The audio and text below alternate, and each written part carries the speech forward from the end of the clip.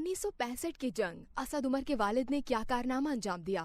6 सितंबर 1965 की जंग में पाकिस्तानी मुसल्लह अफवाज और कौम ने मुत्तहद होकर भारत के जंगी अजाइम खाक में मिलाए और मादरे वतन का डट कर दिफा किया। मक्कार दुश्मन भारत को हर मुहाज पर मुंह की खानी पड़ी थी।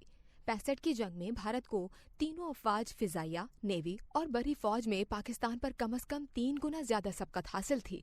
लेकिन पाकिस्तानी मुसल्लह अफवाज ने बहादुरी, जुर्रत और शुजात के ऐसे अमली नमूने पेश किए कि आलमी मीडिया ने भी पाकिस्तानी फौज की कामयाबियों को बहुत सराहा।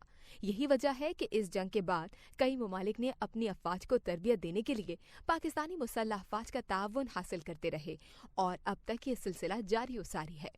इस जंग के हवाले से बहुत कम लोग ये जानते हैं कि पीटीआई के रहनुमा असद उमर के वालिद भी इस जंग में मुल्क के दिफा में पेश थे। इस बात की तस्दीक असद उमर ने खुद यौम दिफा की मुनासबत से जारी ट्विटर पैगाम में किया। असद उमर ने अपने वालिद की तस्वीर शेयर की और साथ ही बताया कि 6 सितंबर 1965 को पहला भारतीय शहर जिस पर पाकिस्तान ने कब्जा किया वो खेमकेरन था। ये भी बताया कि इस मुहाज पर पाकिस्तानी अफवाज की 11 डिवीजन जंग लड़ रही थी। मेरे वालिद 65 की जंग में इस डिवीजन के कर्नल स्टाफ थे। इस वीडियो से सिर्फ इतना ही। मजीद जानने के लिए सब्सक्राइब कीजिए डेली जंग यूट्यूब चैनल और लाइक कीजिए डेली जंग फेसबुक पेज।